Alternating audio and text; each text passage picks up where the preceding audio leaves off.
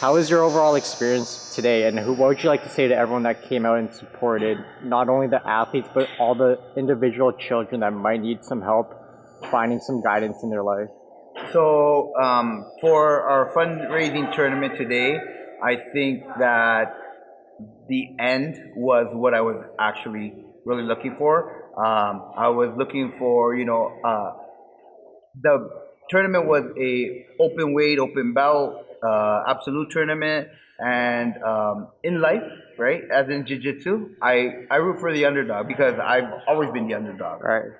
Um, I'm the little guy, right? I've had to fight my way out of Yeah. many situations, not physically, not literally, but I've struggled through life, right? Right. And when you put up a good fight, I think that it doesn't matter the result; it matters what you became in that moment that you were fighting. Right. So Right? what inspired you to create Project X? With your energy, you could have went down a negative road from your past experiences. People go through trauma and they repeat history and they bring it on to the next generation. What was it within you that made you want to break that cycle and create something better for not just yourself, but the next generation to come?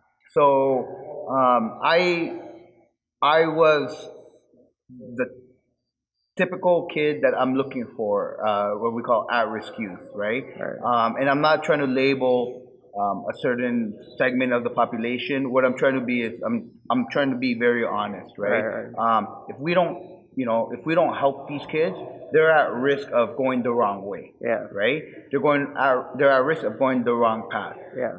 A lot of my issues in life was because I just didn't know that there was a better way. Right. My mother was a great mother, Right. single mother, right? So we had to fend for ourselves, right? Right, And we were influenced by our friends that weren't influenced by great people. Right. So in turn, right, once I was able to discover Brazilian Jiu-Jitsu, see this positive mindset, Right. right? Even though you have setbacks in jiu-jitsu, when you get subbed or you get beaten, right? There's always an escape, right?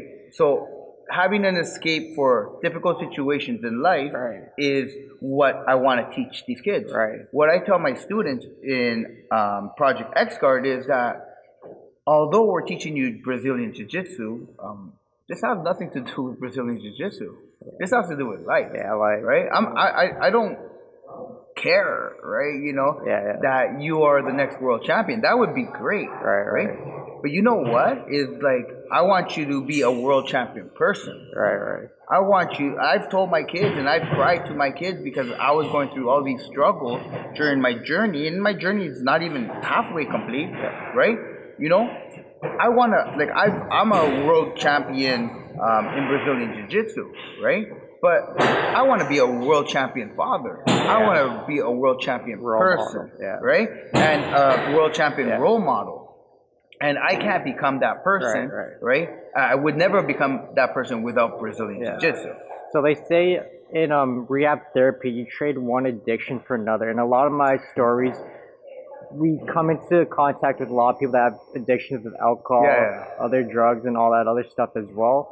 Would you feel like jiu-jitsu is such a powerful art that anyone can become addicted to it and focus their mindset on something more positive rather than something that might harm their health For sure. or the community? For sure. So what I've learned, right, is that all these addictions are because of our chemical imbalances in our brain, right? So we need to release the proper chemicals at the proper time and get rid of the bad chemicals when they are starting to creep up, right? So whenever we're in a stress state, when we're in a fear or fight or flight state, right? When we're fleeing, right? It's based on fear, and our brains are being filled with the bad chemicals, and we just want to like punch somebody, or we want to go and act out, or we're depressed, and we don't want to deal with anybody, or we want to start a fight. So the addiction part, right, is if we can control it, by by doing something positive, Right. exercising positively, doing Brazilian Jiu-Jitsu, being active. This is about Brazilian Jiu-Jitsu, Yeah. but you know what? If we're doing any activity, Right. right? My story is based on addiction. So I will tell. So my father was, I would call it like a weekend alcoholic. He didn't drink every day. He was a binge drinker, right? And he abused my mother, physically abused my mother. And I would grow up, I grew up in Regent Park in a very bad neighborhood. So everywhere around me was negative influences, right? So I had all these traumatic experiences, and I didn't know what I was suppressing in myself, right? Basically, what I was suppressing was my daddy issues. Yeah. Right? I was suppressing my daddy issues. Yeah. But when we don't know, right, we look for other alternatives. If you have issues, anger issues, right, what better way to deal with them than go and roll with somebody, right? Or if it's MMA, you get to punch somebody and you're doing it, under a controlled circumstance. Right. You're not going on the street and picking a fight with just anybody, right? So if we're rolling and we're trying to pass their guard or we're trying to, get out of their mount, right? We're releasing these awesome chemicals, right? Instead of going down to the street, and picking the fight with the wrong guy or the wrong woman these days, because women will kick your butt, especially if they do jiu-jitsu. Exactly, right? So I'm able to work on my aggression on the mat, right? And that got me to the next point, right? Of coming to start Project X Guard. So you wanted to be not just a role model on the mats, but in life. So what would you say to that little kid that doesn't know how to get out, that never thought he could get out and create something beautiful? What would you tell them? And they just don't have the confidence or the hope that they can make it out, and they don't have access to the mats. What life advice could you give them to raise their spirits and give them some sort of hope for the future? So you had asked me this about what has Wim Hof done for my life, right? So I did a Wim Hof breathing course and a cold exposure course, right? What I learned from Wim Hof was, so the breathing is about bringing in good chemicals and releasing the toxic chemicals, right? The cold exposure, so what we do is we go in and we sit in a ice bath for a couple minutes, right? What I learned is I thought that by breathing that I would be able to mentally change my perception of what that ice bath is going to feel. And that's not true at all. What's true is that every time that water is going to be cold, if we convert that thinking into difficult situations in our lives, right? Then what happens is that anybody who's bullying me, I'm talking to this little kid, anybody that's bullying you, it's going to be a difficult situation. Your parents are maybe, abusing you, right? Physically or mentally. It's going to be like that water. It's going to be cold. You're going to have to learn how to breathe through it, how to change your mindset through it. I'm very glad that you brought that up, because I actually did a bit of Wim Hof this morning, the breathing and a bit of cold shower, not the complete ice immersion. And it does make your mood better all the way. So you shared a real strategy and a real active way for people to do that. And for you speaking out, and for people like Wim Hof speaking out and taking their time and energy and resources to speak through their heart and try and help someone else just feel happier is amazing. So thank you for no problem. So can I just say one thing?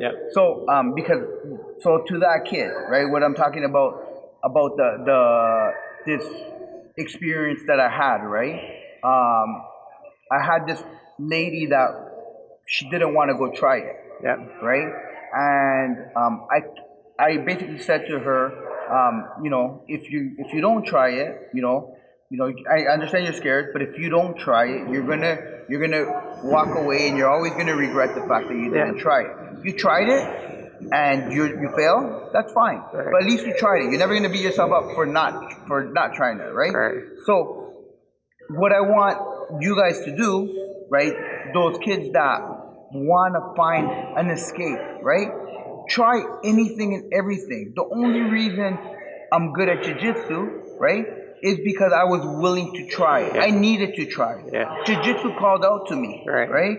I saying something like this, when I was a kid, I would think that was foolish. That, you know, all these Wim Hofs, all these Yeah. breathing, all right, Wacky stuff, yes, right? all this stuff is. I thought it was foolish. Yeah.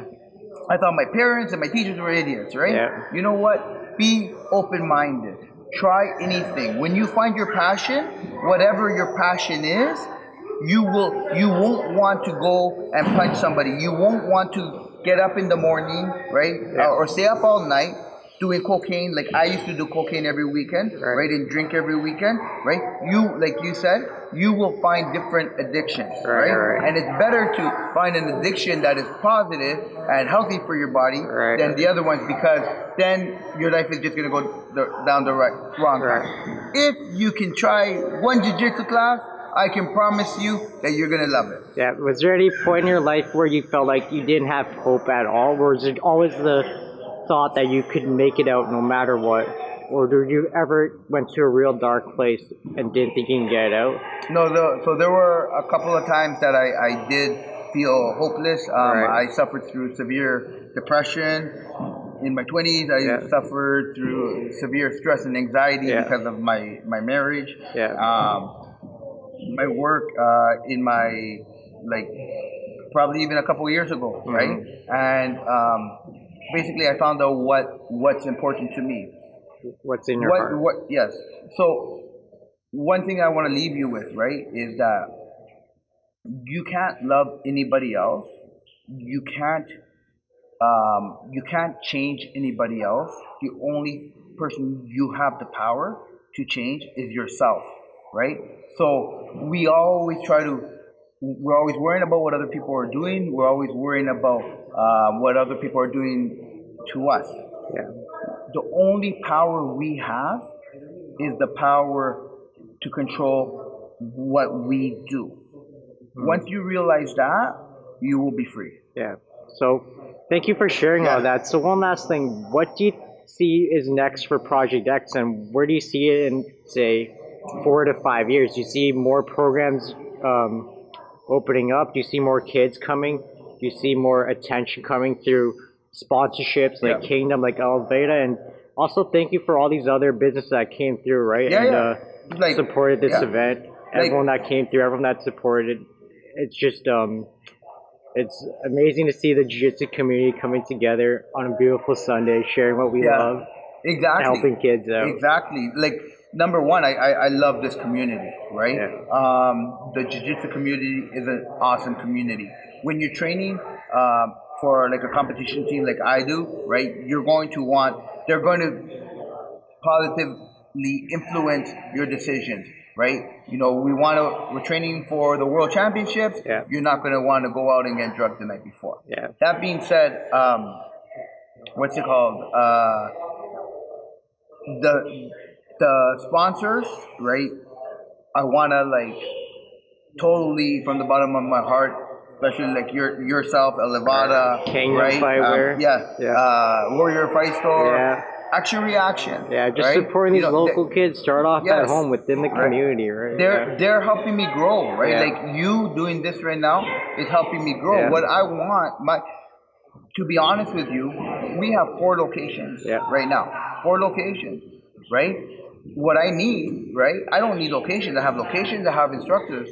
I need if there's a parent out there or a kid that needs some help, right, or can't afford to do jiu-jitsu, right? We only charge $10 a month, right? What I want you to contact me, right? You will share my Project X Guard page and everything. I want you to contact me, right? I want this to grow. I want this to be maybe not in 5 years the biggest one in Canada, but in 5 years, like the biggest jiu-jitsu non-for-profit in Ontario, and then in 10 years, the biggest, like, spread across Canada. I'll do my best to help you achieve that. Now, what would you say to other gyms all around the world that are coming up with similar ideas? So there's one that I did an interview with, Stardust Jiu-Jitsu, Lucas Troutman, and he's doing something very similar in Tennessee or in Memphis. What would you like to say to him that he's doing, taking time out of his own, taking time out of his own schedule to do something similar to you? And what would you say to other people that are looking to start something to help kids? What advice would you have for starting out? So, and to say to Lucas as well. Yeah. So Lucas, I want to congratulate you first of all, right? Because to start out in anything, we have to get over that fear, right? It's like, is this going to work? Is this you're doing an amazing job, right? If you need any support from me, we collect a lot of geese. I have my bedroom full of geese. If you need any geese, I will send you some geese, right? Anyone who's thinking of starting out is reach out to me. I'll mail it to you, right?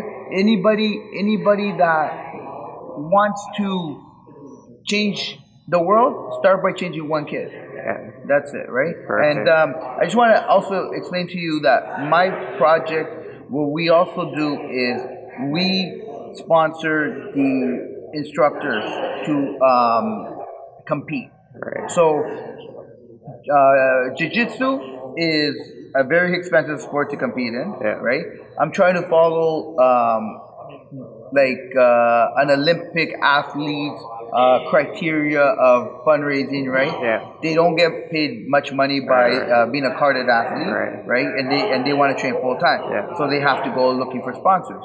So, but I wanted to make it that if I'm going to give you something, you need to do something for me, right? What other better way to teach a young, promising kid from a future world champion? And they get to go out and do something that they love and make their family proud as well. Today you gave out some sponsorships. That's amazing. You look very happy about that. Oh, they were so happy. You look happy about it. I was happy giving them, right? I was really happy. I was really happy the way it finished because I want this. You asked me about 5 years. I want this fundraiser to be like, on Flow Grappling. I want this to be, that people, I'm not begging people no more for sponsorships. People are coming to me, right? This year, honestly, because of this tournament, a lot of people have been reaching out to me, right? Which is great. I just want to keep it coming, and that's it, right? You got something that you can't teach, and that's hard. I know that energy that you're putting out there is going to come back right around, and you're just going to keep on growing. And I do have faith that good things are going to keep on coming for you. Thank you for your time. Thank you.